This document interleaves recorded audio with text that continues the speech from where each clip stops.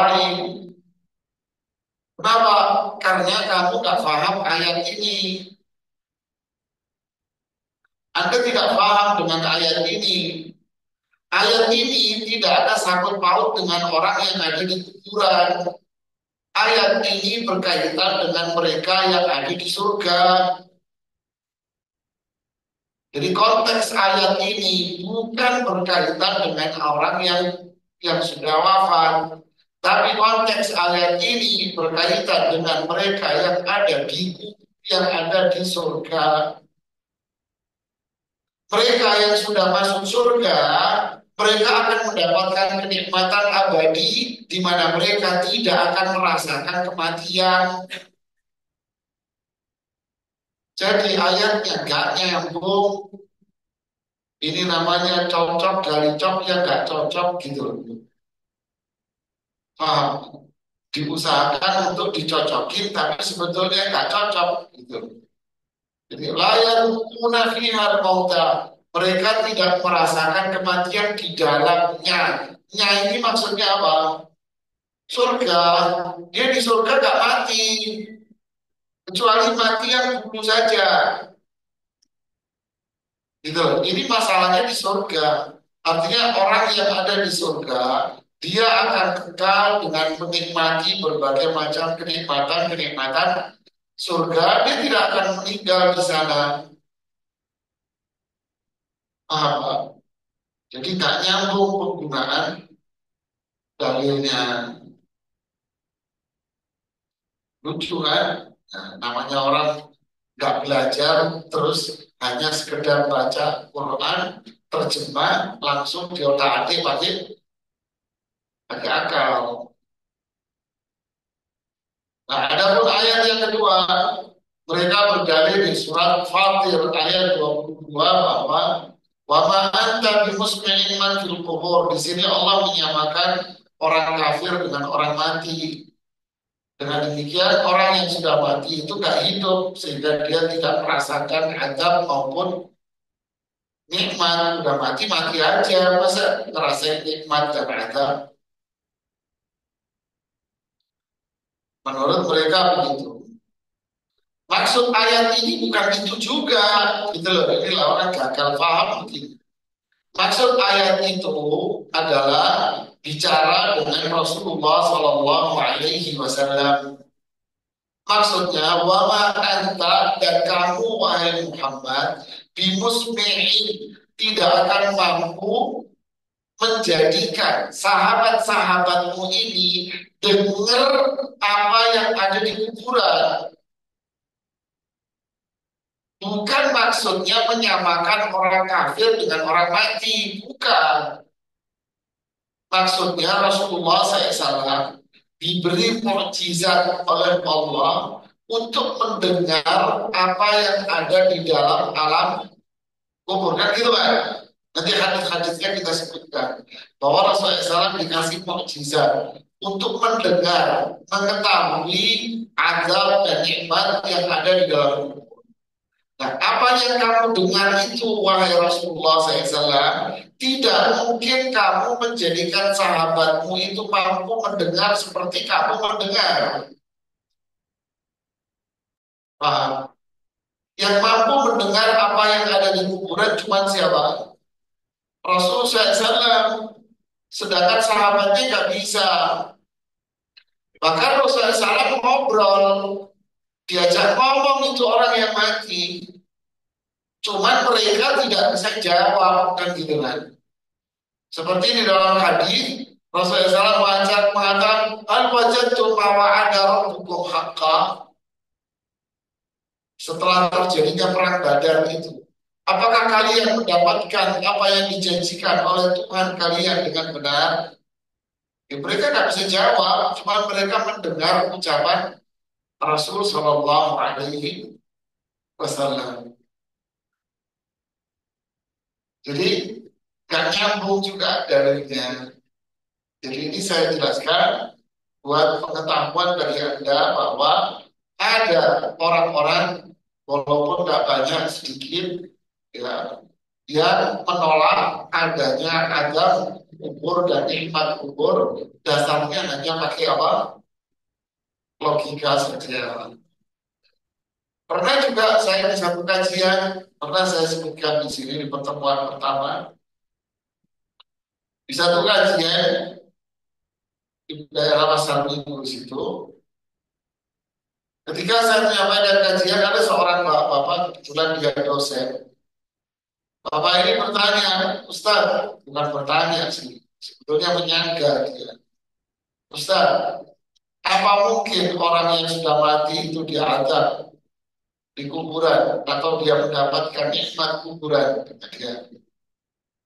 Sebab yang namanya hukuman atau hadiah itu terjadi setelah adanya evaluasi. Jadi logika. Dia pakai apa? Akalnya dia. Loh, orang dihukum itu kan setelah adanya evaluasi. Baru ada reward atau punishment. Sedangkan orang yang di alam kubur kan belum ada evaluasi, belum ada hisab. Hisabnya kan nanti setelah kiamat, setelah alam hancur, muncul bangkit dari kubur, kemudian ada hisab, baru setelah itu ada azab atau ada nikmat. Ini belum adanya hisab, kok sudah diazab, kok sudah dikasih nikmat, kan gak masuk akal. Paham tidak? Paham ya? Nah ini di antara argumen akal logika mereka yang pendek ya sempit. Tentu ini permainan setan. Mereka dikuasai oleh setan dengan kalimat-kalimat seperti itu. Mereka lupa bahwa dalam kehidupan sehari-hari hal seperti ini juga terjadi kok. Apa itu? Anda beli tiket pesawat. Tiket apa? Bisnis kelas. Ketika Anda masuk bandara, mau check-in, Anda mendapatkan perlakuan yang sama atau perlakuan yang berbeda dengan orang yang beli tiket ekonomi. Beda, waktu check-in beda. Kemudian setelah Anda check-in, Anda di ruang tunggu, apakah mendapatkan perlakuan yang sama dengan mereka yang kelas ekonomi? Beda, Anda dikasih ruang tunggu khusus yang luar biasa. Pertanyaannya yang saya bilang sama beliau, pertanyaannya Pak, kenapa perlakuannya beda sedangkan yang Anda beli itu kan tiket bisnis di atas pesawat. Anda kan belum naik pesawat. Kok bisa perlakuan Anda sudah dibedakan dengan mereka yang ekonomi? Paham tidak dengan jawaban saya? Ya. Lo Anda beli tiket untuk tiket apa? Pesawat. Berarti tiket di mana? Di atas pesawat. Tapi kenapa kok belum masuk pesawat? Anda sudah dibedakan.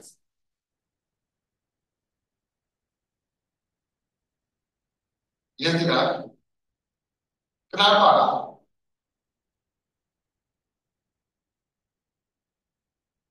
Dalam sehari-hari itu kita terjadi dalam sehari-hari. Saya bilang sama Bapak itu, Pak, tolong dijawab juga kasus seperti ini. Saya bilang, Bapak itu menjawab, cukup Pak Ustaz, mohon maaf. Ya sudah selesai. Berarti kan logikanya rusak dia. Atas dasar apa dia menolak itu dengan akal pikiran?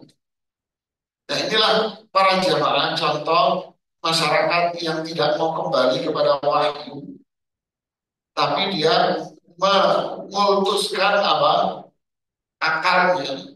Padahal perkara-perkara yang seperti ini, pijakan utamanya apa? Hah? Dalil, pijakan utamanya adalah dalil ayat-ayat Al-Quran. Ya, kemudian kalau kita perhatikan di beberapa ayat Al-Quran sebagai tambahan di sini, tempat penguat buat kita, bahwa ada beberapa ayat yang menjelaskan bahwa azab dan nikmat kubur itu ada. Azab dan nikmat kubur itu pasti akan terjadi. Seperti yang Allah firmankan di surat Al-An'am ayat 93. Coba Anda buka. Surat Al-An'am ayat 93. Ada juga di handphone Anda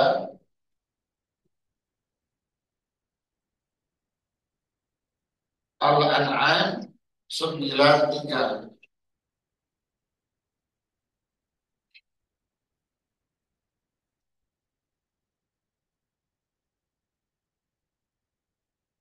Kalau Anda sambil lihat enak jelasnya.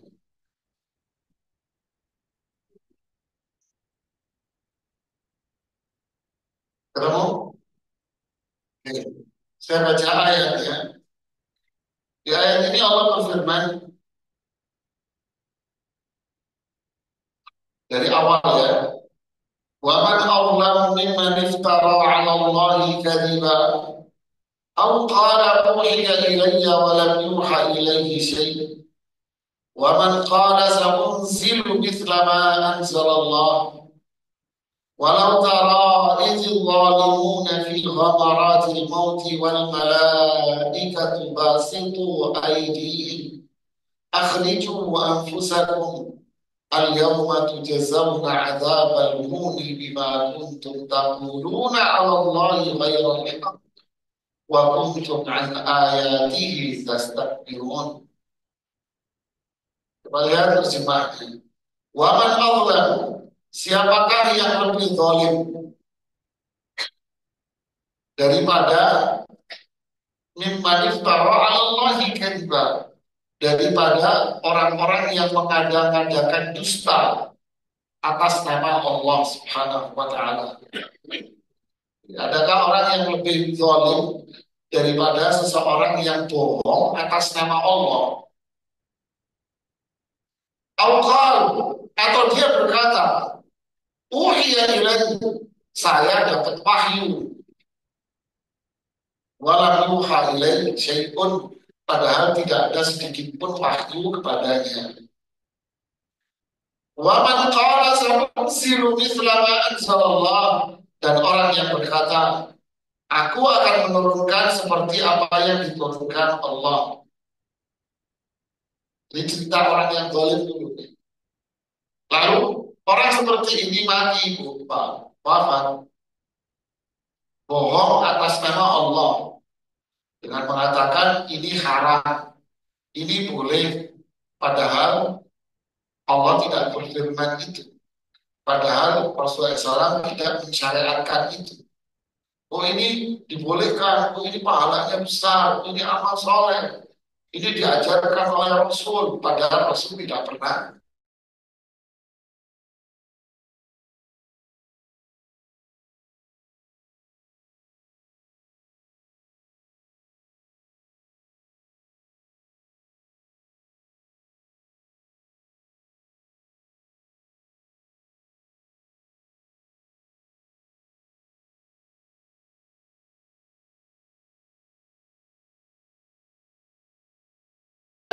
Saya dikasih amalan ini catatannya, kamu amalin. Waduh, Pak. Ini banyak sekali nih di media sosial, video-video setiap hari ketemu Nabi, minum kopi, minum teh, katanya. La haula wala quwwata illa billah. Lalu Allah berfirman setelahnya. Nah, ini yang menjadi intinya. Walau tara idil zalimuna fi ghamaratil maut. Alangkah ngerinya sekiranya engkau melihat pada orang-orang yang zalim berada dalam kesakitan sakratul maut. Ini terjemah baku ya. Wal malaikatu basitu aydihim, sedang malaikat memukul dengan tangannya sambil membuka tangannya. Sambil mereka berkata, akhriju anfusakum, keluarkanlah nyawamu. Al-yawma tujzauna 'adzabal huni bima kuntum. Pada hari ini kamu akan dibalas dengan azab yang sangat menghinakan karena kamu mengatakan terhadap Allah perkataan yang tidak benar dan karena kamu menyombongkan diri terhadap ayat-ayat Allah. Lihat di sini. Yang menjadi inti di ayat ini apa? Lihat. orang-orang zalim berada dalam sakratul maut. Berarti sudah wafat apa belum? Belum kan? Sakratul maut. Ketika belum wafat, mau wafat, apa yang terjadi? Wal malaikatu basitu aydihim. Para malaikat menjulurkan tangan-tangan mereka. Basitu menjulurkan tangan mereka. Tangannya keluar. Untuk apa? Bitardi. Para ulama tafsir menjelaskan maksud dari para malaikat menjulurkan tangan adalah malaikat ini mukulin orang ini, dipukulin, dikebukin, Pak. Untuk apa? Akhriju anfusakum. Hai, wahai roh, keluarlah kamu dari tubuh orang ini. Rohnya lengket, Pak. Sulit keluar. Makanya badannya dipukulin sama malaikat agar rohnya bisa keluar dari tubuh orang ini. Akhriju anfusakum. Cobalah lihat seperti ini. Lalu malaikat mengatakan setelah itu apa? Al-yawma tujzauna adzabal maut. Hari ini kamu akan diazab dengan azab yang menghinakan. Di sini bilang apa? Hari ini kamu akan diazab.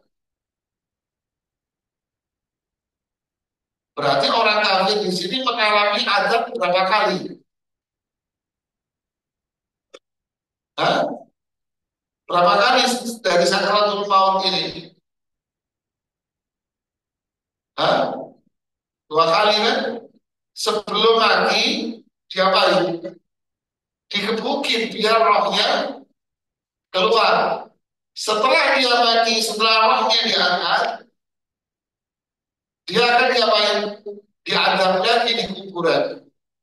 Dari mana tahunya? Ayat ini bilang al-yauma tujzauna adzabal maut. Hari ini kamu diadab dengan adab yang apa? Hina. Ya, adab yang hina.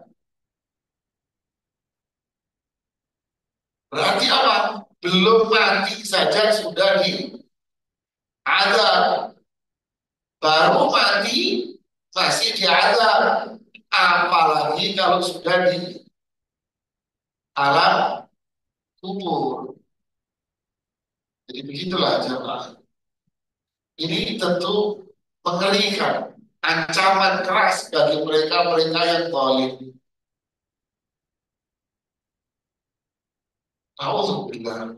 Jadi siapa yang dimaksud dengan orang zalim di sini? Orang kafir menolak hukum atau orang yang mengaku dirinya Islam tapi dia kan kerap kali membuat hukum-hukum sendiri, membuat aturan-aturan sendiri. Seperti dia membuat banyak bid'ah-bid'ah dalam syariat Islam. Dia mengatakan ini boleh, ini disyariatkan, ini dapat pahala, ini mulia, padahal Allah dan Rasulnya tidak menyatakan hal itu. Amsyara'u minad dini ma lam ya'dzan bihi Allah. Apakah mereka membuat syariat atas sesuatu yang tidak Allah dan Rasulnya syariatkan kepada mereka? Lihatlah. Apakah mereka membuat syariat atas sesuatu yang Allah dan Rasulnya tidak menetapkan syariat akan hal itu? Tapi mereka tetap menyatakan bahwa ini adalah amal soleh.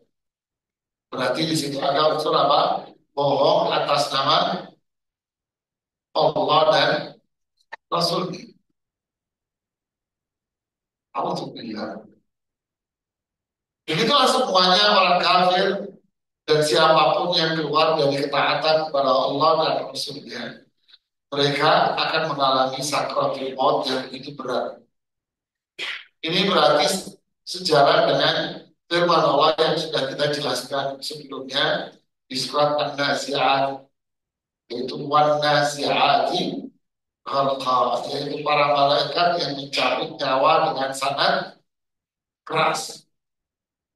Nah, lawannya ada pun orang-orang yang beriman, itu Allah sebutkan di surat Ibrahim. Coba buka surat Ibrahim. Surat Ibrahim ayat 27.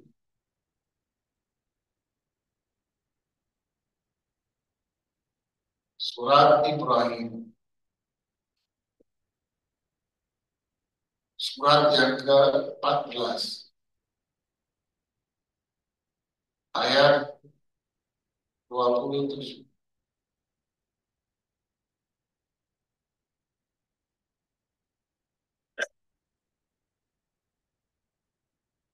Ketemu? Kita baca.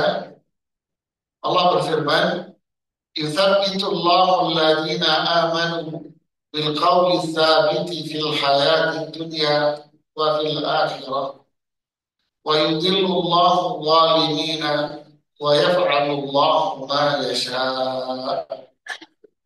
Allah meneguhkan iman orang-orang yang beriman dengan ucapan yang teguh di dunia dan di akhirat. Dan Allah menyesatkan orang-orang zalim dan Allah berbuat apa yang Dia kehendaki. Apa maknanya? Ya, yuthabbitullah, Allah teguhkan. Siapa? Orang-orang yang beriman. Diteguhkan dengan apa? Dan apanya yang diteguhkan? Imannya yang diteguhkan. Diteguhkan dengan apa? Bil qawli tsabit, dengan ucapan yang teguh. Maksudnya apa ucapan teguh? Para ulama tafsir mengatakan diteguhkan dengan la ilaha illallah, dengan tauhid, dengan iman. Iman yang diteguhkan sama Allah, dikuatkan imannya dia mereka. Kapan? Fil hayati dunya. Kapan? Ketika mereka hidup di dunia, imannya itu diteguhkan, dikuatkan imannya sama Allah. Teguh maksudnya dikuatkan imannya sama Allah selama mereka ini hidup. Apa buktinya? Buktinya dia istiqamah di dalam ketaatan, istiqamah di dalam akhlaknya, perilakunya yang baik. Dia istiqamah di situ. Wa'bud rabbaka hatta ya'tiyakal yaqin. Ibadahlah kamu kepada Allah sampai kematian. Diteguhkan imannya. Terlihat dari istiqamah dia dalam ketaatan dia kepada Allah dan Rasulnya. Sampai kapan? Sampai dia wafat. Wafil akhirat, dan di akhirat juga diteguhkan. Yang dimaksud diteguhkan di akhirat itu apa? Sahabat Bara bin Azib radhiyallahu taala anhu di dalam riwayat yang sahih menjelaskan tentang ayat ini bahwa yang dimaksud diteguhkan di akhirat itu adalah di alam kubur. Dan ini akhirnya disepakati oleh para sahabat, tabi'in, dan para ulama setelahnya. Jadi di alam kubur Allah teguhkan dia. Untuk apa? Untuk menjawab pertanyaan-pertanyaan malaikat itu. Sehingga dia mendapatkan kenikmatan. Wa yudhillullahu dzalimin. Adapun orang-orang yang selama hidupnya zalim, jauh dari keimanan, syirik, bid'ah, maksiat, selama hidupnya itu, maka ketika kematian pun Allah tidak akan menolong dia. Berarti Allah tidak akan menolong dia di saat dia menjawab pertanyaan. Berarti pula apa? Disitulah akan ada azab.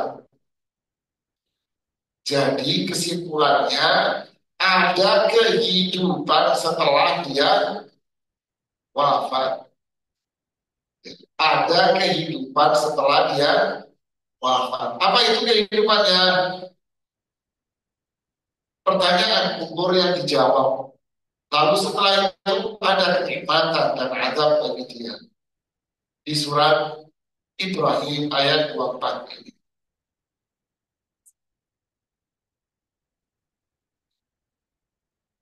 Hanya doa yang paling baik apa di antara doa yang baik?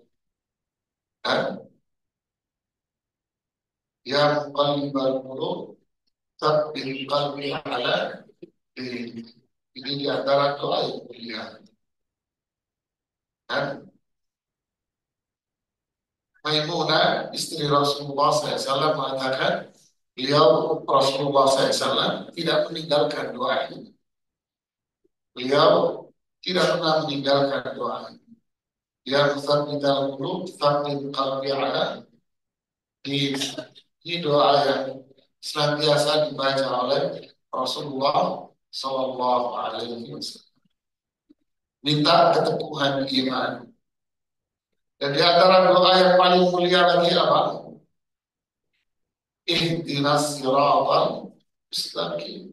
Siratal ladzina an'amta alaihim. Ini doa yang paling mulia. Minta hidayah. Jadi doa yang paling baik adalah meminta hidayah.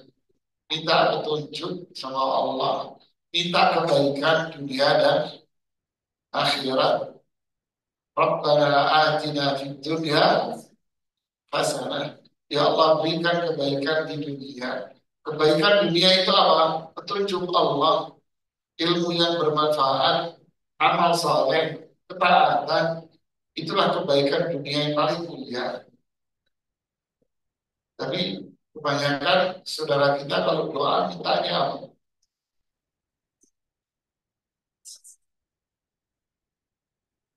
Apa? Minta apa? Minta yang halus-halus. Minta duit, minta rezekinya. Maksudnya rezeki ini apa?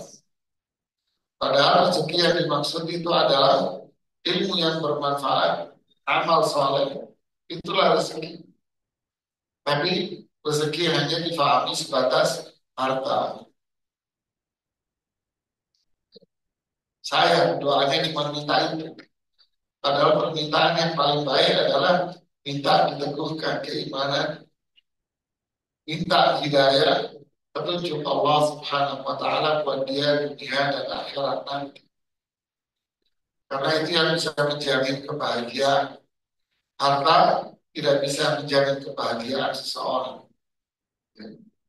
Tidak akan bisa menjamin kebahagiaan seseorang sama sekali. Inilah jemaah. Yusabitullah. Allah akan teguhkan iman. Berarti pelajarannya apa? Inilah yang namanya al-jaza min jinsil amal. Balasan itu akan sesuai dengan. Jadi kalau di dunia, selama di dunia dia iman, bertauhid, dia teguh istiqamah dalam menjalankan petunjuk Rasulullah SAW, pasti nanti kematiannya pun akan apa? Pasti kematiannya pun akan baik, akan husnul khatimah. Ini sebuah rangkaian yang pasti. Para ulama kita mengatakan kebaikan itu akan melahirkan apa? Kebaikan. Sebagaimana keburukan akan melahirkan keburukan. Jadi kalau selama hidupnya cuek dengan syariat, tak peduli dengan yang namanya halal haram, tak peduli dengan yang namanya ketaatan kepada Allah, tak peduli dengan yang namanya aturan hukum, dia beraktivitas hanya sebatas ingin memuaskan hawa nafsu. Dia beraktivitas hanya sebatas ingin memenuhi kebutuhan hawa nafsu dia saja. Dia tak peduli dengan aturan-aturan wahyu. Maka ketika dia mati, dia siapa yang mau peduli sama dia? Apa Allah akan peduli sama dia? Apa Allah akan menolong dia? Membantu dia? Tidak. Allah tidak akan menolong dia. Disitulah azab kebinasaan dia akan nampak di depan dia dengan sangat jelas. Ya. Al-jaza min jinsil amal. Balasan itu sesuai dengan amalan.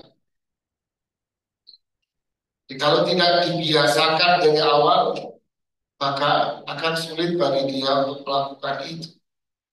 Makanya ayat yang selalu dibaca dalam ceramah-ceramah khutbah Jumat Ittaqullaha haqqa tuqatihi wa la tamutunna illa wa antum muslimun. Wahai orang-orang yang beriman, bertakwalah kepada Allah ketakwaan yang benar dan jangan wafat melainkan dalam kondisi Islam. Inilah namanya menjaga konsistensi dalam tauhid, meninggalkan syirik, kepatuhan, ketaatan kita dengan petunjuk Rasul Sallallahu Alaihi Wasallam.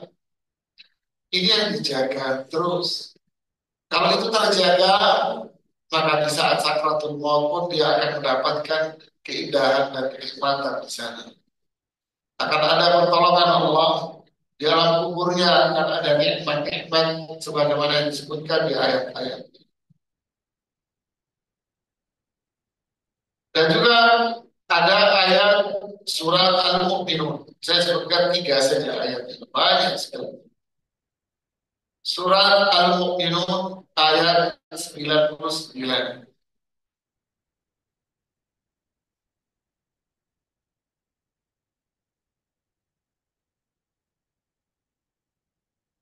Surat Al-Mu'minun ayat 99.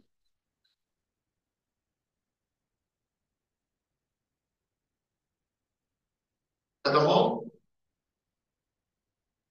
Ketemu Pak? Ya. Kita baca.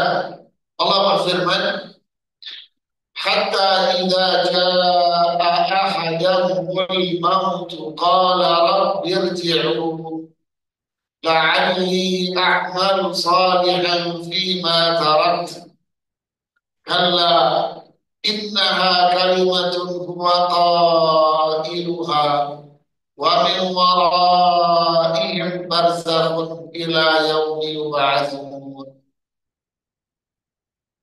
Lihatlah, hatta ketika idza jaa datang ahadakum kepada salah seorang di antara mereka al-mautu kematian. Jadi kalau digabung, ketika kematian itu tiba pada salah seorang di antara kalian, qala, maka dia akan berkata kepada siapa?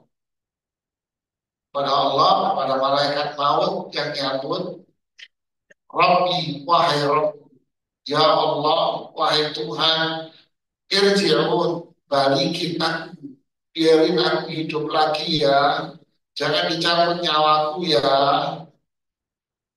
Kenapa? La'alli a'malu salihan fima tarat, agar aku bisa beramal saleh dan aku bisa meninggalkan pahala yang banyak nanti. Pertanyaannya, kenapa dia mau minta itu ya? Kenapa kok dia minta itu ketika malaikat maut mau nyambut nyawanya? Kenapa dia minta dihidupin lagi? Coba pikirin. Nah, ini fulan rohnya mau dicabut, dia minta dihidupin lagi agar dia beramal soleh. Buat modal nanti kalau mati lagi. Kenapa dia ngomong begitu? Ya, kira-kira apa pikiran Anda? Hah? Kenapa? Apa yang dia lihat, apa yang dia saksikan sehingga dia minta dibalikin? Hah? Ya ada kenapa? Kalau dia nggak lihat apa-apa, nggak ada hukum, nggak ada apa-apa, dia nggak bakal ngomong ini. Berarti nyawanya belum dicabut pun dia sudah melihat apa? Ada. Kapan itu? Di saat sakratul maut. Balikin aku ke dunia. Nanti saya mau amal soleh. Nanti saya mau rajin ibadah. Allah bilang apa? Kalla. Orang Jawa Timur bilang kaset, kata orang Jawa Timur. Tahu kaset? Apa? Telat, kaset, kata orang. Telat. Nah, nggak mungkin. Enak aja dari dulu dikasih umur 50 tahun, 60 tahun kemana aja lu? Nah, disinilah baru malaikat ngomong bego, di sini baru ngomong goblok, lo baru ngomong goblok di sini malaikatnya. Siapa yang ngomong malaikatnya kan gitu kan ya? Kalau tidak mungkin kamu bisa hidup lagi.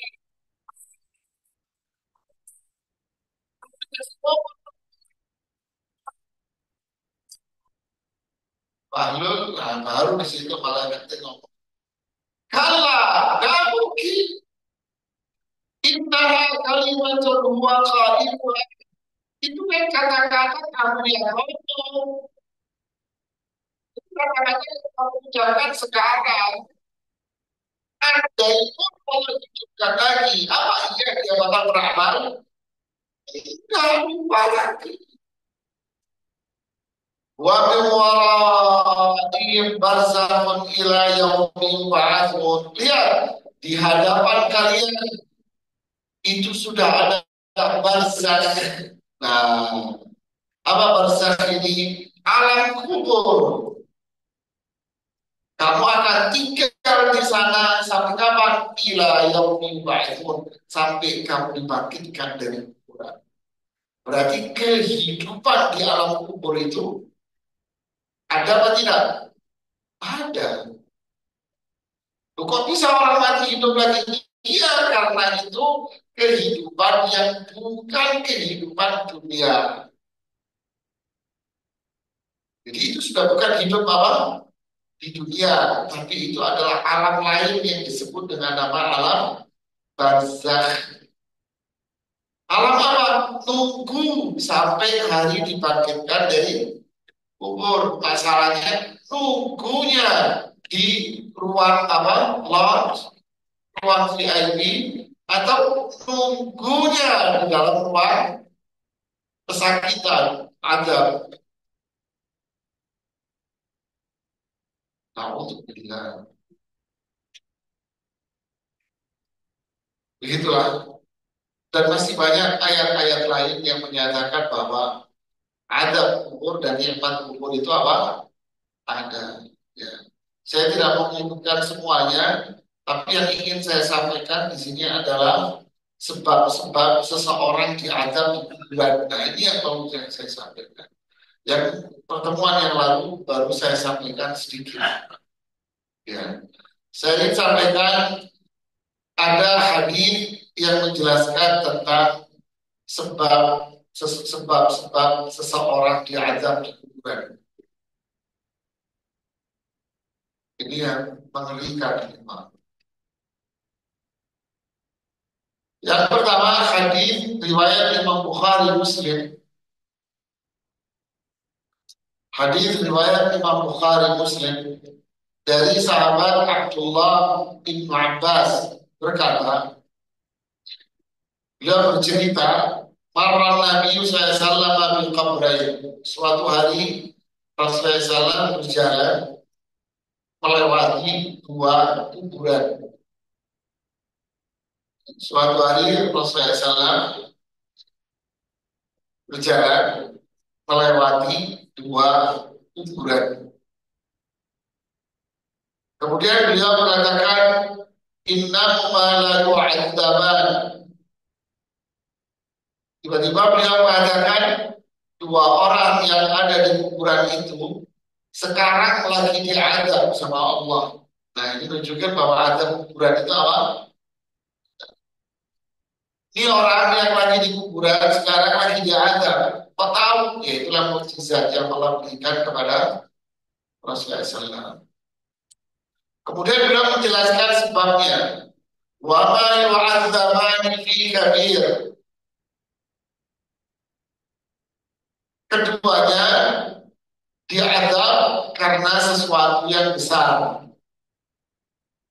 Ada yang mengartikan keduanya diadab karena sesuatu yang dianggap remeh. Ya, maknanya hampir sama. Jadi dia diadab karena sesuatu yang selama dia hidup dia meremehkan itu.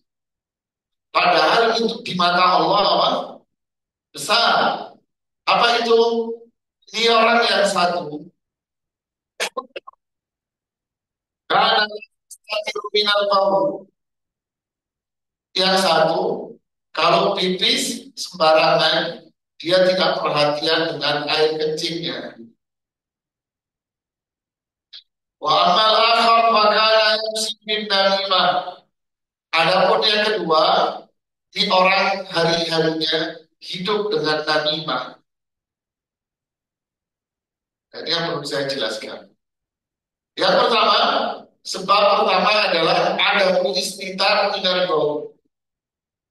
Dia tidak perhatian dengan air kecil ketika dia buang air kecil. Jadi ketika, mohon maaf, ketika dia pipis, dia nggak perhatian dengan air pipisnya itu.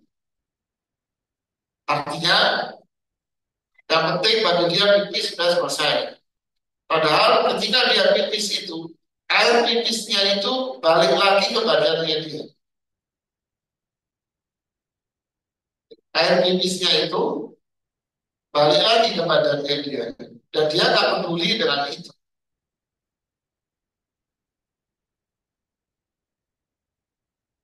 Ya, ini banyak terjadi, terutama terutama pada kaum laki-laki. Seenaknya aja kalau kecil. Makanya syariat Islam, Rasulullah SAW melarang kita untuk pipis di tempat-tempat tertentu, di jalanan, di bawah pohon, di air yang mengalir, air yang menggenang, di tempat-tempat yang teduh.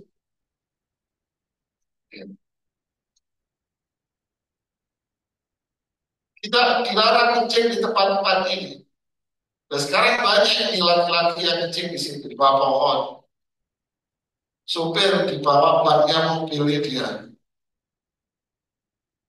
Terus di halte, kemudian di urinoirnya itu, dia seenaknya kencing, tidak perhatian, sehingga air kencingnya ini pasti lebih banyak kembali kepada badannya dia. Lalu apa akibat dari itu semua? Lalu badannya najis, sedangkan dia tak terasa. Lalu dia pakai sholat, kalau sholat. Nah, ini yang menjadi sebab dia dianggap kuburannya. Berarti sholatnya sah atau tidak? Nggak sah sholatnya dia. Di hati-hati. Ya, itu juga perempuan. Ya, terutama perempuan yang anaknya udah banyak. Anda lebih ngerti itu. Yang sebab yang kedua, suka namimah. Apa itu namimah, Pak? Apa itu adu domba itu?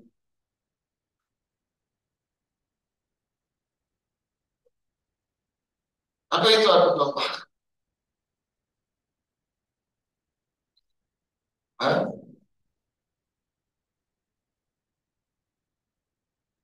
Dombanya diadu. Apa adu domba?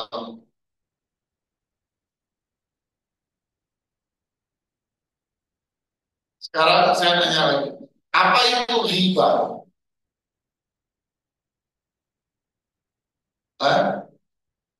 Riba itu apa?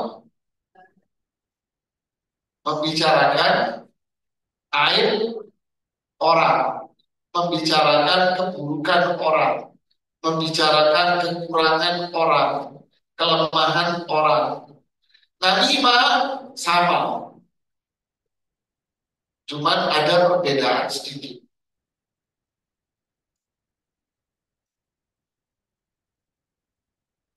Apa bedanya? Kalau riba, dia hanya sekedar cerita aja tentang aibnya orang. Hanya bumbu apa? Bumbu ngerumpimu. Duduk, sudah kehabisan bahan obrolan, udah ngobrol dari panjang kali lebar. Mau laki, mau perempuan, terutama perempuan. Ya kan? Perempuan ini kan kayak anak kecil. Kayak apa? Kalau diem berarti antara satu dari dua apa? Apa itu? Kalau nggak sakit atau tidur ya, ya Bu ya. Itu atau dia memang lagi sendirian, tapi kalau ada perempuan lagi di situ, terus dia diam, ya berarti antara satu dari dua. Kalau nggak sakit, dia tidur.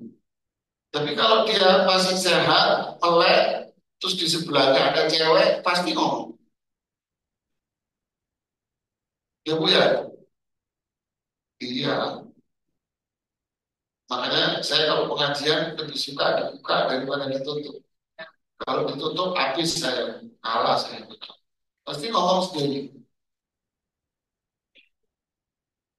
Ini Pak, biasanya orang kehabisan materi, terus akhirnya ngomongin sana, ngomongin sini, tahu nggak tuh si fulan habis kan. Riba itu hanya sekedar dia menceritakan aibnya orang, dia tidak ada niatan apa-apa. Hanya bumbu peneman kopi sama teh aja. Membuka aibnya fulan, sekedar cerita. Ini riba dan itu dosa besar dan itu sebab ajab kubur. Apalagi sama dia dibumbui dengan niatan. Kenapa dia menceritakan aibnya si fulan kepada dia ini? Nah, kenapa aibnya si A ini diceritakan kepada si B? Kenapa?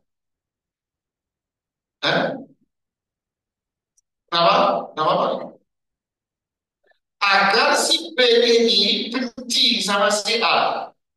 Nah, itu yang disebut dalam istilah bahasa Indonesia-nya adu domba. Diceritakan aibnya si A kepada si B. Kamu tahu nggak dia itu? Dia itu begini, begini, begini, begini. Biar apa? Biar si B ini benci sama si A. Diadu.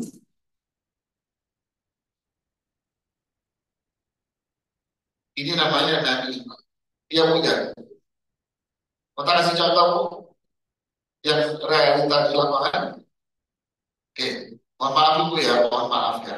Jangan tersinggung ini. Anda punya anak laki-laki. Anak laki Anda, anak laki kesayangan.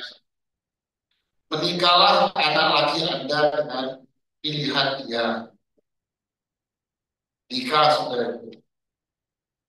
Tinggallah dia dengan sama dengan Anda satu rumah. Anda tinggal sama menantu perempuan. Ketika sang ibu ini ngumpul dengan menantunya, dia akan ngomong apa Bu? Manis, ya dicampur gula, dicampur coklat, gak ada stroberinya.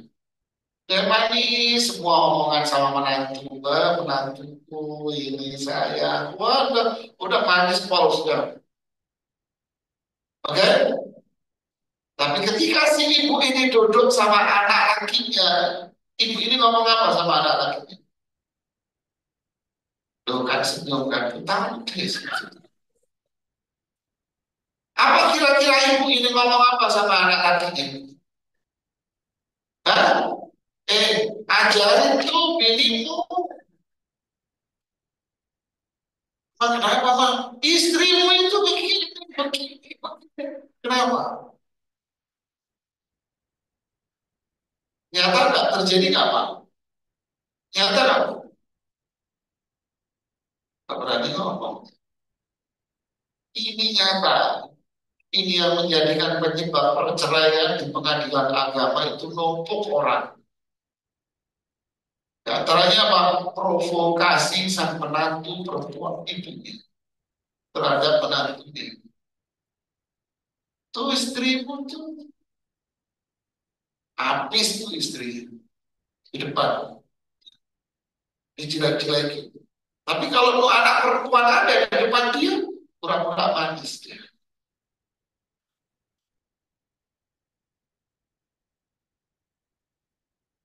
Ya kan? Nah, gila, gila. Jadi ada. Kenapa? Karena hasad dengan orang ini. Dia merasa perempuan ini merebut anaknya dia. Terjadilah perang antara Rusia sama Ukraina, Korea Selatan sama Korea Utara. Jadi kebalikannya Pak. Inilah Namimah. Jadi Namimah sama Riba itu kakak adik. Cuman yang lebih senior Namimah.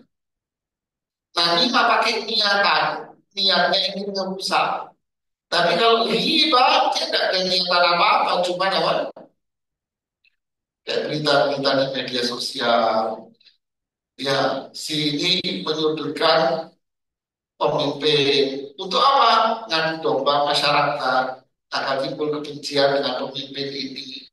Kenapa? Karena dia lawan partai politik, lawan politik dan sebagainya dan sebagainya. Ini riba dan riba semua menjadi sebab terjadinya adab kubur, ngomongin orang, kerumpi, kucing, buka aibnya orang, semua ini sebab adab. Hati-hatilah, diam itu lebih selamat. Berarti kalau kita lihat aibnya orang, apa yang harus kita lakukan? Hah? Diam saja. Jadi, kalau ketemu orangnya nasihati, nasihati, nasihati. Kalau Anda nggak bisa nasihati, diam aja. Ada seorang ibu-ibu, dia ini keluarganya cukuplah menengah ke atas lah. Usianya sudah tua. Telepon sama saya. Kau tahu saat menengah ke atas, dia tinggalnya komplek.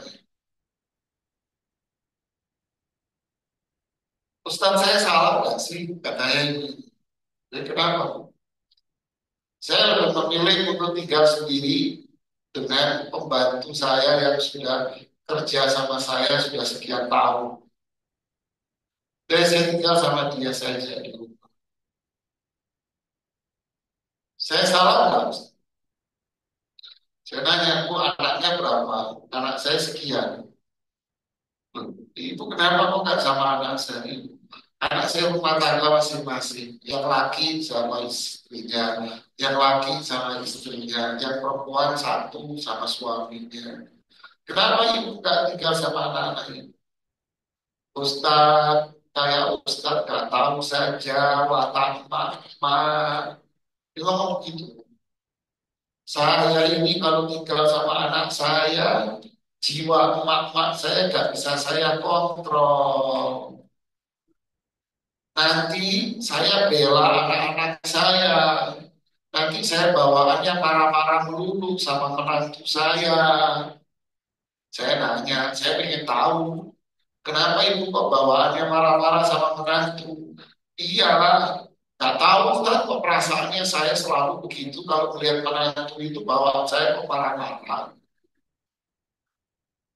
Kenapa sih Bu? Saya bilang jawab. Ya karena saya merasa dia merebut anak saya. Ini perasaan dia. Aku dia ini jujur nih. Jadi saya nggak mau lah saya menjadi sebab anak saya ribut terus gara-gara saya. Saya memilih untuk hidup sendiri. Sesekali saya main ke rumah mereka Sabtu Minggu saya main cukup lah. Salah nggak saya? Saya bilang tidak. Tapi inilah ibu yang hebat. Ada berapa ibu yang kayak gini? Ada berapa ibu yang kayak gini? Hah? Anda mencari mutiara yang berwarna biru dan ungu di sini. Sulit nyari ibu yang kayak gini.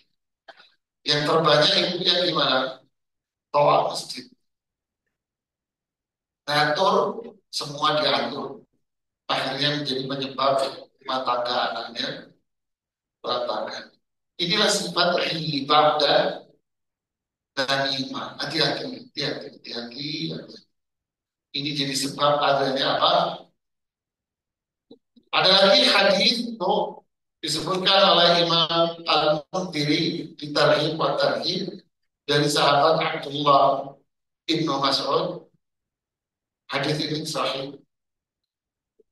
Umira bi'abdin min ibadillah yudrab fi qabrihi min ajadah. Allah memerintahkan kepada si fulan yang ada di kuburannya ini untuk dicambuk sebanyak 100 kali cambukan di kuburannya. Di kuburannya Allah menyuruh malaikat untuk gebukin dia orang sampai 100 kali cambuk. Falam yas'al wa yad'u hatta sarat janda wahidah. Si fulan yang dikubur ini dia terus meminta sampai menjadi satu cambukan. Faqala aqabruhu alaihi nara. Maka kuburannya pun dipenuhi dengan api neraka. Dipenuhi dengan api. Falamma tafa'a wa abaka. Ketika api itu sudah mulai membara, dia mengatakan, "Alama jallatumuni. Kenapa kau mencambuk saya, memukuli saya?"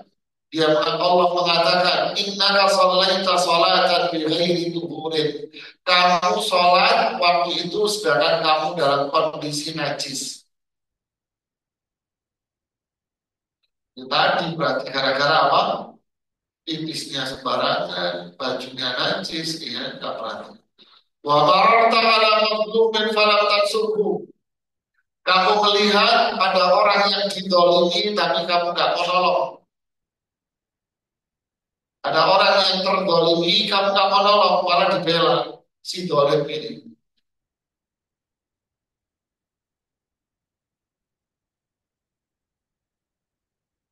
Lihatlah, nanyalah tuh punya di sini. Ya, aku bilang. Jadi ini sebab apa? Adanya adab hukum. Ada lagi hadis disebutkan oleh Imam Al-Bukhari dari sahabat Samurah bin Jundab radhiyallahu anhu berkata, Rasulullah SAW sering mengatakan kepada para sahabatnya ngomong gini, "Hal ra'a ahadun minkum min ru'ya?" Adakah salah seorang di antara kalian semalam yang bermimpi? Lalu ada yang bercerita tentang mimpinya ini, cerita tentang mimpi itu dan sebagainya. Lalu beliau Shallallahu Alaihi Wasallam bercerita tentang mimpi beliau. Tentu mimpinya Rasulullah SAW ini apa? Wahyu kan? Nah, beliau cerita mimpinya gini, coba. Semalam saya bermimpi. Dalam mimpi saya ada dua orang yang datang menemuiku. Dan dua orang itu mengajakku untuk pergi ke satu tempat. Tentu dua orang ini siapa yang dimaksud? Malaikat kan? Mengajakku untuk ke satu tempat. Saya pun pergi dengan keduanya ke tempat itu. Lalu ataina ala rajulin muttaji'. Lalu aku datang menemui seorang laki-laki yang lagi muttaji'. Ya, apa muttaji' itu? Terlentang. Ya, tidur terlentang. Lalu di sebelahnya ada seseorang yang membawa batu besar. Lalu dia melempar batu besar itu ke kepalanya sehingga kepalanya itu hancur dan berserakan tulang belulang kepalanya di sana dan di sini. Lalu si fulan itu mengambil kembali batu dia yang jatuh, yang terlempar. Ketika dia mengambil batunya, ternyata kepalanya dia sudah utuh kembali. Dan dilempar kembali kepalanya itu seperti yang pertama. Dan begitu terus berulang-ulang, terus terjadi. Lalu aku berkata kepada dua malaikat ini, Subhanallah, mahada, Subhanallah, apa ini? Ini pemandangan apa ini dua orang ini? Lalu malaikat mengatakan kepadaku, jalan saja, jalan saja. Lalu aku pun berjalan, dan di situ ada seseorang yang tidur tengkurap, kebalikan, tengkurap. Lalu di sebelahnya ada seseorang membawa pisau, mirip celuritnya orang Madura, yang begini, tahu celurit? Nah, celurit Madura. Kemudian si lelaki yang membawa celurit tadi itu, ujung pisau celuritnya ini kan tidurnya tengkurap begini kan, berarti kepalanya di mana? Di bawah kan? Dia berdiri, lalu ujung celurit pisaunya ini dimasukin ke mulutnya dia, masukin sini mulutnya. Lalu celuritnya itu dimasukin ke mulutnya ini, lalu ditarik sama dia dari atas, krek, sampai tembus ke leher atasnya, tembus ke leher atas. Begitu pula dia melakukan di bagian yang sebelahnya. Ketika melakukan yang sebelahnya, ini sudah sembuh lagi, balik lagi. Begitu terus terulang-ulang apa yang terjadi. Lalu saya salah tanya lagi kepada malaikat ini apa ini? Malaikat kembali mengatakan, jalan saja, jalan saja. Lalu aku pun berjalan. Lalu saya melihat di lahul aswad. Lalu saya berjalan dan saya mendengar suara teriakan-teriakan yang luar biasa. Teriakan-teriakan yang dahsyat. Lalu aku ingin melihat suara teriakan itu. Ternyata di sana saya melihat laki perempuan telanjang. Dan di bawah mereka ada api yang membakarnya. Jadi ternyata kayak sebuah tubuh dibakar dengan api yang dibawanya. Lalu aku pun kembali bertanya, siapa mereka? Malaikat kembali mengatakan, jalan saja, jalan saja. Lalu aku melewati sebuah sungai. Saya melihat sungai itu berwarna merah seperti darah. Dan di sebelah sungai itu ada seorang laki-laki, dan di sungai itu ada seseorang yang lagi berenang. Jadi sungai darah, di situ ada orang yang lagi berenang. Lalu di samping sungai ada batu-batu yang sudah dikumpulkan. Lalu si perenang tadi itu pikir menepi. Ketika dia menepi, dia membuka mulutnya, dan mulutnya dikasih batu-batuan ini untuk sebagai makanan dia.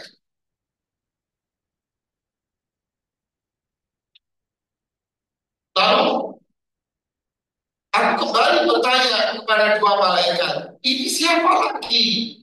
Malaikat kembali mengatakan, jalan saja, jalan saja. Lalu aku pun berjalan melewati seseorang yang seseorang yang sangat buruk mukanya, jelek sekali mukanya. Keakraban tarain, Anda tidak pernah melihat seburuk itu manusia wajahnya. Dan dia membawa api di sekitar dia. Mukanya buruk dan ada api-api di samping-sampingnya dia. Saya bertanya, siapa dia? Malaikat kembali menjawab, jalan saja, jalan saja. Lalu aku memasuki sebuah taman yang sangat indah. Taman yang sangat indah sekali.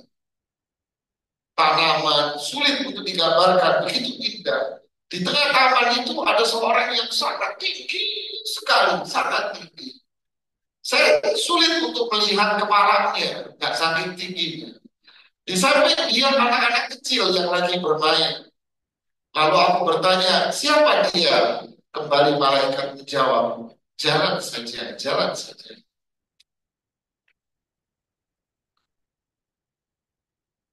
Subhanallah. Lalu aku melewati sebuah taman yang lebih indah lagi dari itu.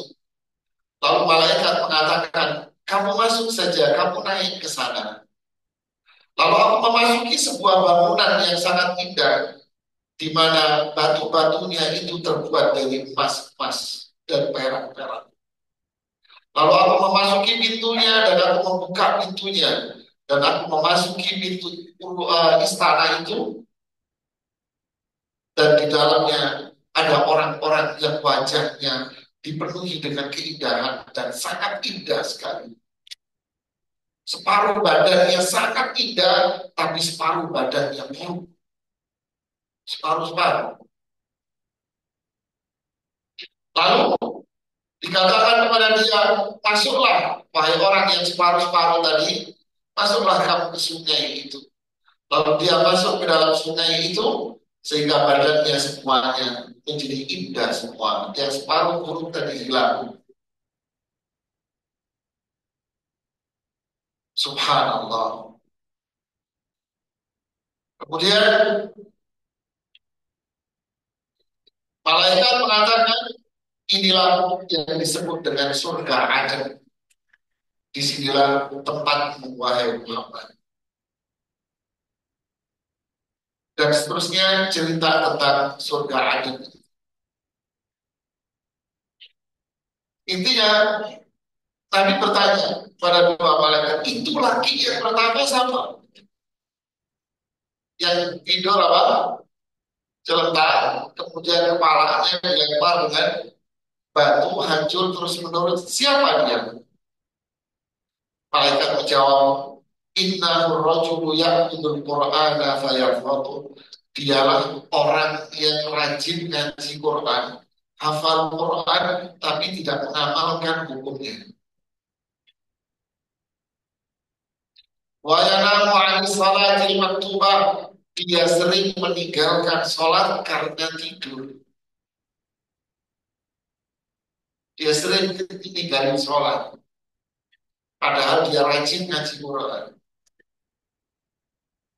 Adapun laki-laki yang tidur tengkurap, lalu mulutnya tadi ditusuk pakai pisau atau pakai ini, ya. Siapakah dia? Ar-rajulu yaqulu min baitihi fayarfibul kadhba tatabul afaq. Dia orang yang suka menebar gosip. Nah, berarti menebar gosip ini ada baik tingkat nasional maupun tingkat rumah. Tingkat nasional ataupun tingkat rumah. Tingkat rumah yang tadi itu mungkin nggak cocok sama menantunya, mungkin nggak cocok sama iparnya, akhirnya dia nebarin gosip-gosip, apa itu ghibah, namimah, nanti diadab di kuburannya kayak gitu. Ada laki dan perempuan yang telanjang yang berada di dalam satu tanur, tahu tanur, eh? Tahu tanur. Tanur itu tungku gede, ini gentong orang Jawa bilang. Dipakai buat masak roti orang Arab. Apinya di luar, lalu gentongnya ditaruh, jadi roti yang sudah disadon, kalau Anda lihat di medsos itu, dia roti diadon, kemudian dipegang sama tangannya, dia masuk ke dalam, ditempel blok, gitu kan. Nah itu tanur namanya. Ketika matang, diambil pakai alat khusus, sedot. Nah itu rotinya matang. Iya kan? Nah itu alat itu tanur. Gentong raksasa. Nah, laki perempuan berada di dalam gentong raksasa akhirat. Semua telanjang bulat, apinya di bawah, dibakar. Siapa mereka ini? Fa'innahu sunatu wazzawani. Mereka adalah laki perempuan yang bergaul dengan pergaulan bebas. Yang remaja pacaran sana, pacaran sini, kemudian dia berzina dengan pacarnya, yang sudah menikah perselingkuhan dengan teman-teman dekat sekantor, inilah yang terjadi hukuman. Kemudian mereka yang renang di sungai apa tadi? Sungai darah. Siapa Pak Bu? Dia adalah orang yang hidupnya makan riba. Usahanya modal pemodalan riba. Bahasanya pemodalan. Hidupnya pembiayaan bahasanya. Mobil pembiayaan riba, rumah pembiayaan riba, semua riba. Baik dengan topik pembiayaan atau pemodalan, semua judulnya apa? Riba. Hidupnya nanti itu ada. Ada pun masuk surga laki-laki yang tinggi sampai kepalanya saya nggak bisa lihat itu Nabi Ibrahim. Anak-anak kecil sekitarnya itu adalah bayi-bayi yang wafat. Anak-anak kecil yang belum balik wafat itu masuk surga mainnya sama Nabi Ibrahim alaihissalam. Semua ini diceritakan, disampaikan oleh siapa? Oleh Rasulullah SAW. Hadisnya dari sahabat Samurah bin Jundub dan ini riwayat Imam Bukhari di Sahihnya. Ibnu Hajar al-Asqalani di Fathul Bari menjelaskan ini azab semua ini di mana?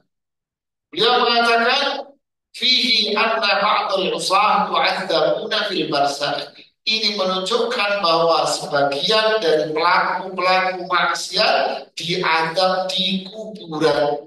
Berarti itu kejadiannya semua macam-macam azab kuburan.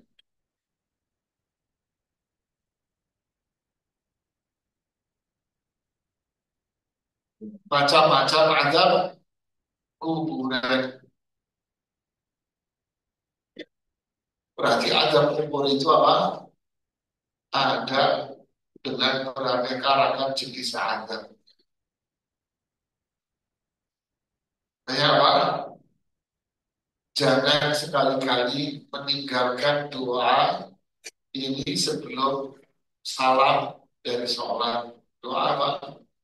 Allahumma inni a'udzubika min adabil qabr wa min adabil jahannam. Atau di riwayat lain dibalik min adabil jahannam wa min adabil qabr wa min fitnatil mahya wal mamat wa min syarri fitnatil masih dajjal. Jangan tinggalkan doa ini. Bahkan sebagian ulama fikih ada yang menilai doa ini wajib dibaca. Tapi pendapat yang rajih yang kuat bahwa doa ini sunnah untuk dibaca sebelum salam. Ya, baca doa ini. Agar Allah melindungi kita dari adab apa? Istaizu billahi min adabil qabri. Berlindunglah kalian kepada Allah dari adab apa? Kubur. Ini yang bisa saya sampaikan. Semoga bermanfaat buat saya dan kita semuanya. Silakan kalau ada yang mau bertanya.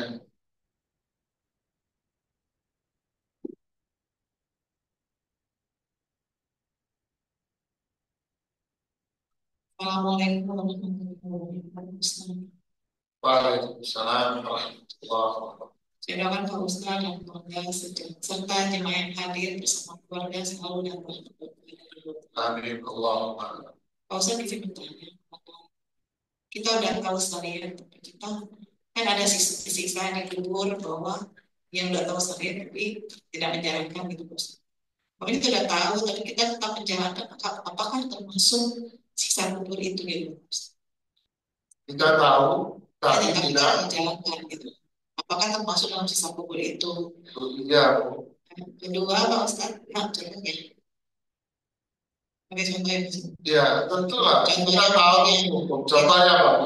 kalau kita tahu safar itu tidak boleh harus dari ihram, tapi kita tetap menonton berpikir positif. Apakah termasuk dalam kategori itu?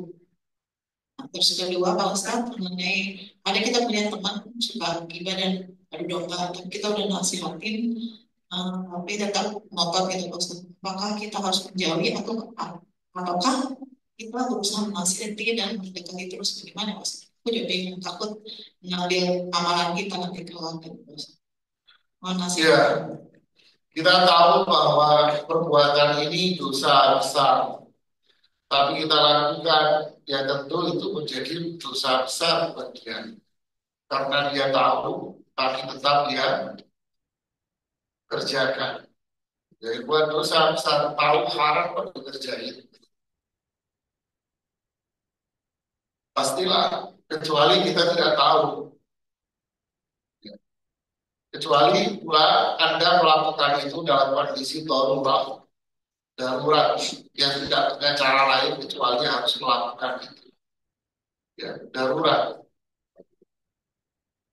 Ya, nggak ada cara lain kecuali Anda harus seperti itu. Nggak ada cara lain. Ini lain lagi ceritanya. Tapi kalau memang hanya sekedar jalan-jalan, biasanya kan gitu kan ibu-ibu ya, jalan-jalan kemana ke Bandung atau apa sampai suaminya sibuk dengan pekerjaan, umpama tidak boleh lah haram. Ya, yang anehnya kadang sekolah-sekolahan yang nama sekolah Islam, tapi SMP, SMA diajak ke luar kota tanpa mahram. Nah ini tidak boleh. Kemudian yang kedua, ada duduk dan di situ ada orang-orang yang lagi melakukan hibah. Apa kewajiban kita? Ingatkan dia, tegur dia, nasihati dia bahwa yang mereka lakukan itu adalah hibah, dosa besar. Ya, kalau mereka mendengar, alhamdulillah. Kalau mereka tidak mau mendengarkan, maka tinggalkan dia. Pergilah, tinggalkan majelis itu. Tinggalkan tempat itu. Pergi tinggalkan. Itu apa? Menyelamatkan diri kita dari apa? Dari hibah.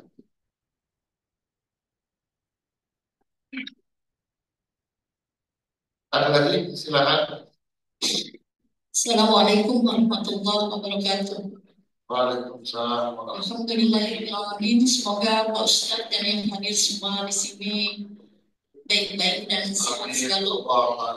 Pertanyaannya tadi doa yang menibal qulub sabit qalbi yang ini itu boleh tidak dibaca sebelum salam?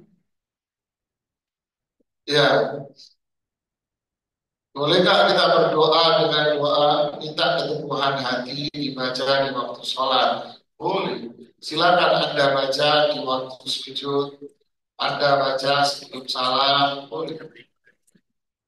Jadi ketika Anda sujud, habis baca doa sujud, Subhana rabbiyal a'la wa bihamdi, Anda ulang-ulang, habis itu Anda berdoa di waktu sujud dengan doa ini.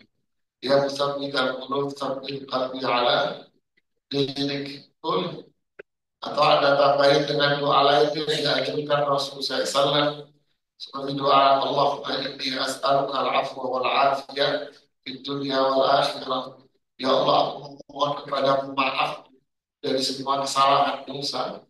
Wal afiyah, keselamatan. Saya minta selamat dunia akhirat ya Allah. Doa-doa itu baca.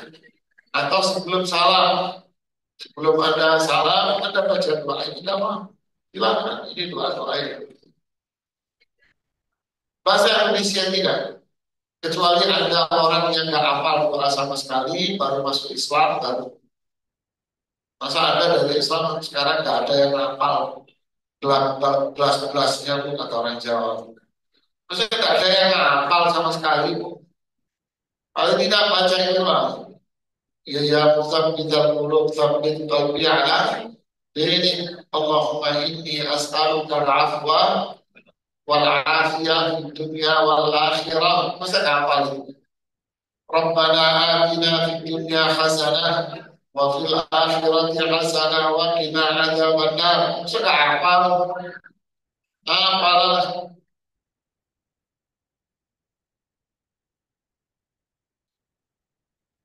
Ya. Rabbi firli wa tub alayya. Ya Allah, ampuni dosaku dan terimalah taubatku. Ya, nah. Doa itu diulang-ulang. Allahumma inni as'aluka al-jannah. Ya Allah, aku memohon kepada surga. Ulang-ulang doa itu. Allahumma inni as'aluka al-jannah. Allahumma inni as'aluka al-jannah. Allahumma inni as'aluka al-jannah. Allahumma inni a'udzu bika minan nar. Allahumma inni a'udzu bika minan nar. Ya Allah, aku berlindung kepadamu dari azab. Ulang-ulangi. Boleh.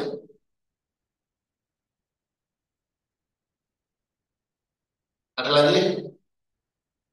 Assalamualaikum warahmatullahi wabarakatuh. Salam. Semoga Ustaz dan jamaah semuanya selalu Amin. Amin. Amin. Ustaz, saya mau nanya, saya kan baru kehilangan umur 14 tahun. Apa apa yang bisa saya kirimkan ke kamu? Ya, apa bisa saya pikirin untuk keluarga kita yang sudah wafat? Orang tua, suami, istri, anak, kakak, adik, teman, apa yang bisa kita kirim? Doa. Itu yang paling mulia. Doakan dia. Doa apa? Istighfar dan doa. Ya Allah, ampunilah dosa-dosa dia. Ya Ghafur, Ya Rahman, wahai Maha Pengampun, Pengasih, Penyayang, ampunilah dosa-dosa dia, ampunilah dosa-dosa dia, rahmatilah dia. Ya Allah, jadikanlah kuburan dia sebagai taman-taman surga, masukkanlah dia ke dalam surganya. Ada doakan, doakan dia terus, doakan. Maka doa Anda itu sampai kepada dia, didengar oleh Allah. Dan Allah akan mengabulkan doa Anda dan memberikan ampunan rahmat buat si mayit. Ada lagi? Kalau itu Ustaz, kalau saya sudah akan pas namanya tiap bulan, Sedekah atas nama si fulan, apakah sampai dia boleh? Bolehkah ya Rasulullah saya sedekah untuk ibuku yang sudah wafat? Tasaddaq bihi, kata Rasulullah SAW, sedekahkanlah untuk ibuku yang wafat. Ya boleh, gak apa-apa, sedekahkanlah untuk saudara Anda, anak Anda yang wafat. Boleh sedekahkan dengan niat untuk dia, tidak ada masalah. Tapi doa itu sudah cukup ibu. Kalau Anda sendiri Anda butuh pahala. Tapi kalau Anda melakukan itu, Anda juga dapat pahala double. Anda dapat pahala juga. Intinya boleh Anda lakukan, tidak ada masalah, dan itu pahalanya nyampe. Yang para ulama debat permasalahan itu adalah Anda mengirim bacaan Al-Quran, lalu pahalanya dikirim ke dia. Nah, ini yang para ulama perdebatkan antara pahalanya sampai atau tidak. Pertama, mengirim bacaan Al-Fatihah, mengirim bacaan Yasin, mengirim bacaan Al-Quran kepada si mayit. Apakah pahalanya nyampe kepada si mayit? Nah, di sini para ulama fikih berbeda pendapat. Dalam mazhab Imam Syafi'i yang dijelaskan oleh Imam An-Nawawi rahimahullah jami'an mengatakan bahwa pahalanya tidak sampai. Justru dalam mazhab Syafi'i mengatakan pahalanya tidak sampai, bahkan dalam mazhab Syafi'i mengatakan itu adalah amalan bid'ah di mana Rasulullah SAW tidak pernah melakukan hal itu. Beliau tidak pernah ngirim Fatihah, tidak pernah ngirim bacaan-bacaan Quran. Ini yang dikuatkan dalam mazhab Imam Syafi'i. Kenapa kok masyarakat melakukan? Ya nggak tahu, tanya mereka. Nah, jadi yang bermanfaat buat si mayit apa? Doa, sedekah, ini yang bermanfaat.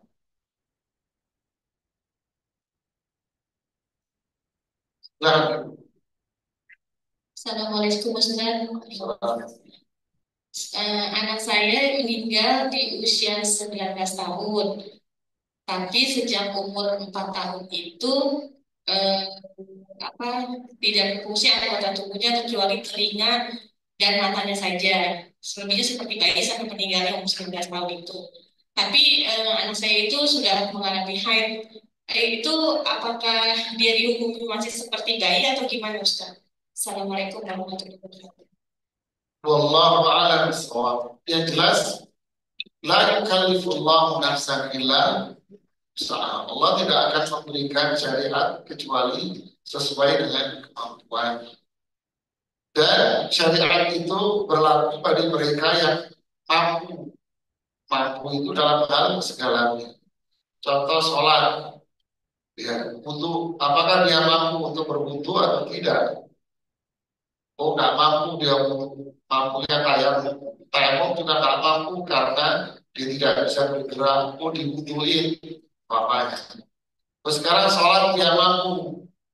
Kalau seperti yang ibu ceritakan, kita tidak tahu karena dia hanya mendengar sama melihat tok, menggerakkan badan juga tidak. Dulu ada anak salah satu karyawan di pesantren Al Irsyad sudah meninggal, dia sama orang tuanya juga sudah meninggal. Sama seperti yang dikisahkan itu. Laki-laki tadi beliau. Badannya keker, Pak, sehat. Kalau Bapak lihat kayak anak lagi tidur aja. Keker, Pak. Ganteng, ganteng itu anaknya, Masya Allah. Rahimahullah, rahmatan wasi'ah. Kalau saya juga. Tapi nggak berfungsi seluruh anggota itu. Tidak, saya pegang tangannya itu kayak kita pegang daging. Gitu. Orang Jawa bilang neflek. Jadi tidak berfungsi.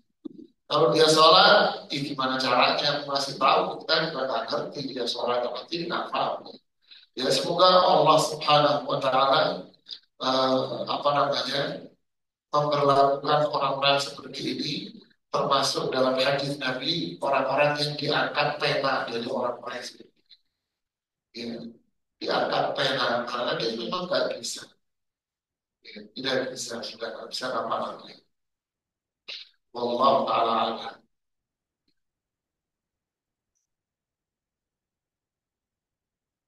Ya, kita cukupkan sampai di sini. Ini yang bisa saya sampaikan. Semoga bermanfaat buat saya dan kita semuanya. Mohon maaf jika ada kekurangan, kesalahan dari diri saya. Subhanallah wa bihamdika asyhadu an la ilaha illa anta astaghfiruka wa atubu ilaik. Assalamualaikum warahmatullahi wabarakatuh.